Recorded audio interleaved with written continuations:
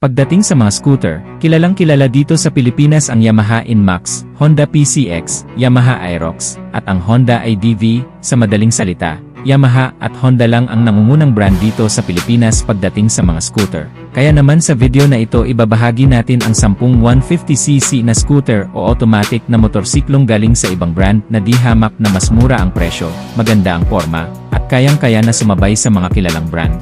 Number 10, Skygo Lance 150, isa pang motorsiklo na kamukha ng Honda Click 160 at meron ding advanced features. Naka-LED na din lahat ng kanyang mga ilaw kaya maliwanag ito at pagdating sa kanyang forma, napakaganda dahil kamukha niya ang Honda Click 160. Naka-keyless na din ito with answer back system and anti-theft alarm. Naka-flat footboard siya kaya marami kang mailalagay dito sa harapan. Pagdating naman sa makina nito, ito'y 149.3cc, liquid-cooled, 4-stroke, single-cylinder, single overhead cam, 2 valves. Ang compression ratio ay 10.6:1, at ang maximum power ay 9 kilowatts at 8,500 RPM with the maximum torque of 11.8 Nm at 5,500 RPM. Malaki rin ang kanyang fuel capacity, 7 liters kaya matagal-tagal bago ka maubusan ng gasoline. Matipid din ito sa gasolina dahil ito'y electric fuel injected na nasa around 35 to 40 km per liter ang fuel consumption. Pagdating naman sa kanyang preno sa harapan ay naka-disc brake, sa likod ay naka-disc brake din, sa kanyang suspension naka-telescopic fork sa harapan, naka-single shock naman sa likuran, malalapad din ang kanyang gulong.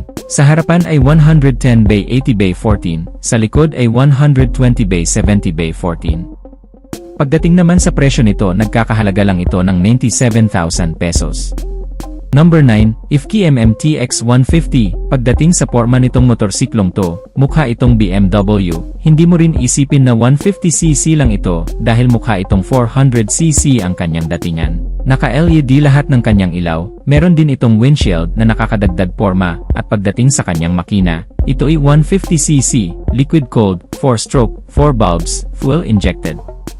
Ang maximum power ay 12 kilowatts at 8,500 RPM with a maximum torque of 15 Nm at 5,500 RPM. Malaki rin ang kanyang fuel capacity, 8 liters kaya malayo-layo ang mararating mo sa isang full tank nito. Kumukonsumo lang din ito ng 42 to 45 km per liter at meron din itong safety features dahil naka-dual channel ABS na ito. Ibig sabihin harap at likod meron ng anti-lock braking system, sa suspension naman naka-telescopic fork sa harapan, sa likuran naman ay naka-dual shock. Malalapad din ang sukat ng kanyang gulong, sa harapan ay 110/80/40, sa likod naman ay 130/70/13, at napaka-porma nitong IFKI MTX 150, hindi mo isipin na 150cc lang ito. Pagdating naman sa kanyang presyo, nagkakahalaga ito ng 139,000 pesos. Number 8, Rusi Rapid 150. Ang scooter namang ito ay nahahawig sa Yamaha Aerox, pero syempre pagka Rusi, talagang mas mura ang presyo. Pagdating sa kanyang forma kuhang-kuha at mapagkakamalan mo talaga na Yamaha Aerox ang motorsiklong to. Isa itong Rusi 150 sa pinakamabenta pagdating sa 150cc ng Rusi. Pagdating sa makina nito, ito ay 149.6cc, air-cooled, 4-stroke, single-cylinder, 2 valves at ito ay naka-carb. Ang compression ratio nito ay 9.5:1, ang maximum power ay 7.8 kilowatts at 7,500 RPM with the maximum torque of 10.5 Nm at 5,500 RPM. Ang fuel capacity naman nito ay 5 liters at sa kanyang fuel consumption, nag-average ito ng 30 to 35 km per liter.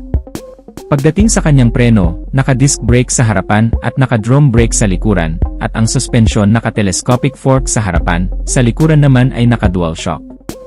Pagdating sa kanyang mga gulong, ang sukat ng kanyang gulong dito sa harapan ay 110/70/13, sa likod naman ay 130/70/13 at pagdating sa kanyang presyo sobrang affordable lang. Kalahati ng presyo ng Yamaha Aerox dahil 65,000 pesos lang ito. Number 7 is Skygo KPV 150, isa rin itong bagong modelo ng Skygo at pagdating sa forma nito very unique yung kanyang disenyo. Actually wala pa itong ibang kamukha dito sa Pilipinas, tanging itong KPV 150 lang ang merong ganitong design, kaya naman malayo pa lang makikilala mo kaagad ito. Pagdating sa makina nito, ito ay 150cc, 4-stroke, liquid-cooled, 2 valves, single cylinder, single overhead cam. At ito ay fuel-injected na din. Ang maximum power nito ay 12.1 horsepower at 8,500 RPM with the maximum torque of 11.8 Nm at 5,000 RPM. Malaki rin ang kanyang fuel capacity. 11 liters kaya malayo-layo rin ang mararating mo sa isang full tank nito. Matipid din ito sa gasolina dahil kumukonsumo lang ito ng 41 km per liter. Pagdating sa kanyang preno, naka-disc brake sa harapan at naka-disc brake sa likuran, at sa kanyang suspension ay naka-telescopic fork sa harapan at naka-monoshock sa likuran. Ang sukat naman ng gulong nito dito sa harapan ay 100 by 80 by 14. Sa likod naman ay 120 by 70 by 14, at pagdating sa kanyang presyo, nagkakahalaga lang ito ng 109,800 pesos. Number 6 is WAY Jet X150. Sobrang naging popular din ang scooter na ito mula nung nilabas ito dito sa Pilipinas. Talagang pinag-usapan at marami ang humanga sa kanyang disenyo dahil kung makikita nyo, napakaganda. Talagang futuristic at napaka-elegante nito. Pagdating naman sa makina nito, ito ay 150cc, 4-stroke, 4-bulb, single cylinder, single overhead cam, liquid cooled. Ang compression ratio ay 11.3:1, at ito ay naka-electric fuel injected na din. Ang maximum power nito ay 10.5 kilowatts at 8,500 RPM. At ang maximum torque ay 13.5 Nm at 6,500 RPM. Pagdating sa kanyang preno, naka-disc brake sa harapan at naka-disc brake din sa likuran, at ito'y merong CBS or combined braking system. Pagdating sa kanyang gulong, ang sukat ng kanyang gulong dito sa harapan ay 100 by 90 by 14, sa likod naman ay 110 by 80 by 14, at naka-tubeless na ang mga gulong nito. Sa kanyang suspension, naka-telescopic fork sa harapan at naka-dual shock sa likuran. Pagdating naman sa kanyang presyo, nagkakahalaga naman ito ng 135,900 pesos. Number 5, Rusi Pulse 150 Fi. Maganda rin ang disenyo nitong scooter na ito, kaya ring sumabay sa mga mamahaling scooter, at ang maganda sa kanya ay naka-flat footboard din ito, kaya meron kang paglalagyan dito sa harapan. Perfect na perfect ito pang hanap buhay at pamalengke. Pagdating naman sa makina nito, ito ay 148.9cc, air-cooled, 4-stroke, single overhead cam, single cylinder, fuel injected. Ang compression ratio nito ay 9.2:1. Maximum power ay 8 kilowatts at 7,500 RPM with a maximum torque of 11.8 Nm at 6,000 RPM. Pagdating sa kanyang fuel capacity, meron itong 5 liters, at ang average fuel consumption naman nito ay 30 to 40 km per liter depende sa riding habit mo. Pagdating sa kanyang preno, naka-disc brake sa harapan, naka-drum brake sa likuran, at malalapad din ang kanyang mga gulong. Ang sukat ng kanyang gulong dito sa harapan ay 110 by 70 by 12. Sa likod naman ay 120 by 70 by 12, at sa kanyang suspension, naka-telescopic fork sa harap, naka-single shock sa likuran. Pagdating naman sa kanyang presyo, sobrang affordable dahil nagkakahalaga lang ito ng 82,000 pesos. Number 4, Euromotor Model T150 version 2. Ito namang scooter na ito ay medyo nahahawig sa Honda Click 160. Napakaganda rin ang kanyang forma, naka-LED na rin lahat ng kanyang mga ilaw. Sobrang advanced din ng kanyang features dahil naka-keyless na rin ito with answer back system and anti-theft alarm. At pagdating naman sa makina nito, ito ay 150cc, 4-stroke, 2 valves, single cylinder, single overhead cam. Ang compression ratio ay 9.5:1, at ito ay naka-electric fuel injected na din. Ang maximum power ay 8.6 kilowatts at 8,000 RPM with a maximum torque of 11.5 Nm at 6,500 RPM. Ang fuel capacity naman nito ay 6.5 liters, at dahil ito ay electric fuel injected, ay kumukonsumo lang din ito ng up to 40 km per liter. Pagdating naman sa kanyang preno, sa harapan ay naka-disc brake, sa likuran naman ay naka-drum brake, at ang sukat ng kanyang gulong dito sa harapan ay 90 by 80 by 14. Sa likod naman ay 100 by 80 by 14, at naka-tubeless na ang mga ito. Sa suspension naman ay naka-telescopic fork sa harapan, sa likuran naman ay naka-single shock, at napakaganda ng forma nitong Euromotor Model T150 na version 2. Pagdating naman sa kanyang presyo, sobrang affordable lang nito dahil 77,900 pesos lang. Number 3, IFKI M Slick 150, napakaganda din ng porma nitong Slick 150, naka-LED na rin lahat ng kanyang mga ilaw. Meron din itong windshield dito sa harapan at ang maganda sa kanya ay naka-flat footboard na ito, kaya meron kang paglalagyan ng mga gamit mo dito sa harapan. At pagdating naman sa makina nito, ito ay 150cc, 4-stroke, 4 valves, liquid cooled, single cylinder, single overhead cam. Ang maximum power nito ay 12.1 kilowatts at 8,500 RPM with a maximum torque of 14.6 Nm at 6,500 RPM at ito ay naka-electric fuel injected na din. Ang fuel capacity naman nito ay 9.2 liters. Malaki rin ang kanyang fuel capacity kaya malayo rin ang mararating mo sa isang full tank mo dito. Matipid din ito sa gasolina dahil electric fuel injected na din. Kumukonsumo lang din ito ng up to 40 km per liter. Pagdating naman sa kanyang preno, naka-disc brake sa harapan at naka-disc brake na rin dito sa likuran. Sa suspension naman, naka-telescopic fork sa harapan at naka-dual shock dito sa likuran. Ang sukat naman ng kanyang gulong sa harapan ay 100 by 80 by 14. Sa likod naman ay 120 by 70 by 14. Napakaganda rin ang porma nitong IFKI M Slick 150 na ito. Pagdating naman sa kanyang presyo, nagkakahalaga lang ito ng 123,000 pesos. Number 2 SYM Husky 150. Kamakailan lang ay inilunsad na itong bagong scooter ng SYM. Ito nga ang SYM Husky 150. Sobrang hinangaan ito ng maraming tao. Dahil napakaganda ng kanyang disenyo at sobrang advanced din ng kanyang mga features. Sa katunayan, itong SYM Husky 150 ang isa sa pinakapopular sa bansang Taiwan, at sa ngayon ay nandito na sa Pilipinas.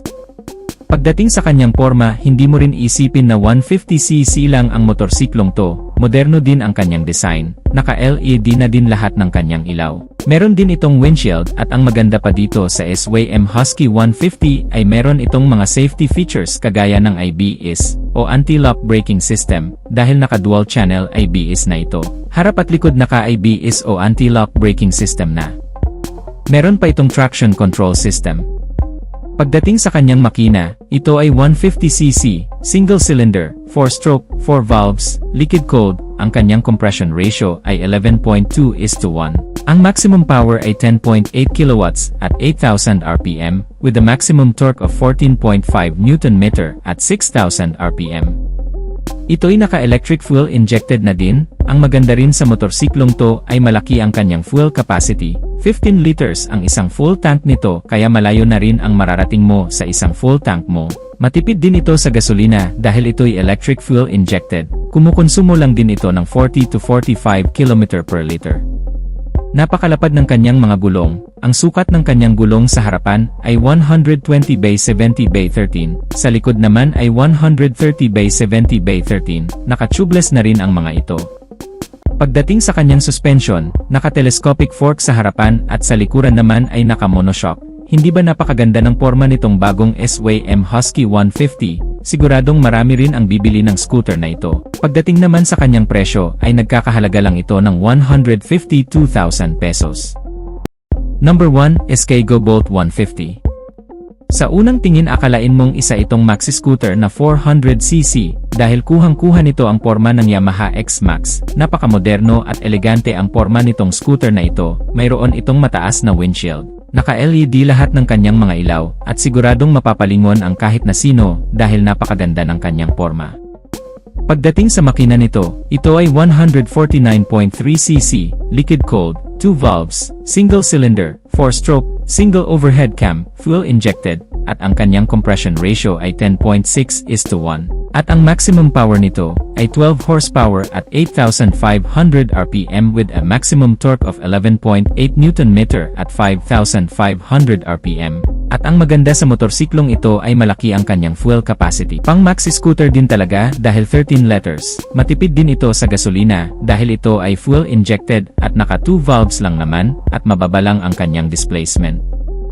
Kumukonsumo lang ito ng 40 km per liter, kaya naman sa isang full tank nito malayong malayo na talaga ang mararating mo. Pagdating naman sa kanyang mga preno, sa harapan ay naka-disc brake, sa likuran ay naka-disc brake din. Ang kanyang mga gulong ay malalapad. Ang sukat ng kanyang gulong sa harapan ay 110 by 70 by 13, sa likod naman ay 130 by 70 by 13 at naka-tubeless na ang mga ito. Ang kanyang suspension ay naka-telescopic fork sa harapan, at naka-dual shock sa likuran, at talagang hindi nila mapagkakamalan na 150cc ang scooter na ito, dahil mukha itong Yamaha X-Max na nagkakahalaga ng 259,000 pesos. Pero pagdating sa presyo nitong is kay GoBolt 150, nagkakahalaga lang ito ng 115,000 pesos. So that's it mga ka-Wizard Moto, natapos na tayo sa ating review sa top 10 150cc na magagandang scooter maliban sa Yamaha at Honda. Sobrang dami palang mga 150cc ang available dito sa Pilipinas, napakaganda ng forma, napaka-advanced din ng mga features, pero pagdating sa presyo, mas affordable o mas abot kaya. Pagdating naman sa durability ay matitibay din naman ang mga motorsiklong to, hindi rin naman ito basta-basta masisira as long as nasa tamang pag-aalaga. Kung ikaw ang tatanungin, ano ang pinaka nagustuhan mo sa 5 motorsiklo na napag-usapan natin sa video na ito, paki-comment mo na lang sa baba, at kung nagustuhan mo naman ang videong to, just hit like. At kung bago ka pa lang sa aking YouTube channel ay huwag kalimutang mag-subscribe, hit mo na rin ang notification bell icon para sa mga susunod kong video ay updated ka palagi, huwag din kalimutang mag-follow sa ating Facebook page. So hanggang dito na lang muna tayo mga ka-Wizard Moto, maraming salamat sa walang sawang pagsuporta. Ride safe as always and God bless.